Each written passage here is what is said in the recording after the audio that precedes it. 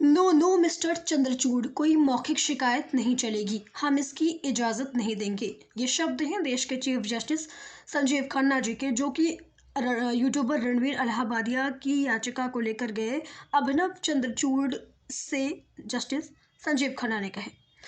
Bar and bench की report के मुताबिक कोर्ट रूम में अभिनव चंद्रचूड़ ने सीजीआई खन्ना से कहा, कई एफआईआर दर्ज की जा रही हैं।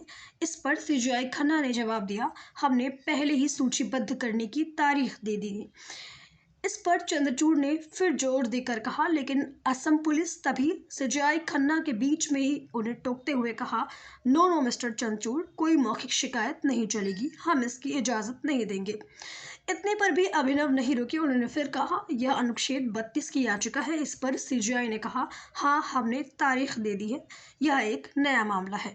दरअसल सुप्रीम कोर्ट में याचिका लेकर पहुंचे थे अभिनव चंद्रचूड़, जो कि पूर्व चीफ जस्टिस डीवाई चंद्रचूड़ जी के बेटे हैं। आखिर आज क्या हुआ सुप्रीम कोर्ट में रणवीर अलाहाबादिया के पिटीशन को लेकर, आइए देखते हैं ये खास रिपोर्ट।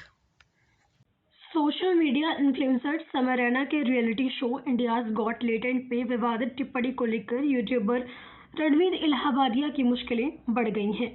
उनके खिलाफ महाराष्ट्र से लेकर असम तक में एफआईआर दर्ज हुई है।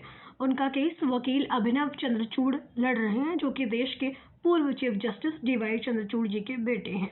अभिनव चंद्रचूड़ ने सुप्रीम कोर्ट में याचिका दायर कर इलाहाबादिया के खिलाफ दर्ज गई एफआईआर को रद्द करने की मांग की थी और तत्काल सुनवाई करने का अनुरोध किया था। हालांकि रणवीर इलाहाबादिया की इन याचिकाओं को सुप्रीम कोर्ट के चीफ जस्टिस संजीव खन्ना ने खारिज कर दिया, जिसके बाद अब याचिकाएं 2-3 दिन में कोर्ट की प्रोसीडिंग्स में लिस्ट की जाएंगी। दरअसल अभिनव चंद्रचूड़ यूट्यूबर रणवीर इलाहाबादिया के खिलाफ दर्ज हुए अलग अलग राज्यों में अलग अलग मामलों की एक साथ सुनवाई करने का निर्देश देने की मांग लेकर गए थे और इस मामले में तत्काल सुनवाई की मांग की थी, लेकिन कोर्ट ने कहा कि अगले 2 से 3 दिनों में ही इन याचिकाओं पर सुनवाई होगी। बता दें, अभिनव चंद्रचूड़ पूर्व सीजीआई डीवाई चंद्रचूड़ के बेटे हैं और अपने पिता और दादा की तरह ही कानून के पेशे में हैं। अभिनव चंद्रचूड़ बॉम्बे हाई कोर्ट में प्रैक्टिस करते हैं और वह अपनी किताबों और लेखों के लिए सुर्खियों में रहते हैं।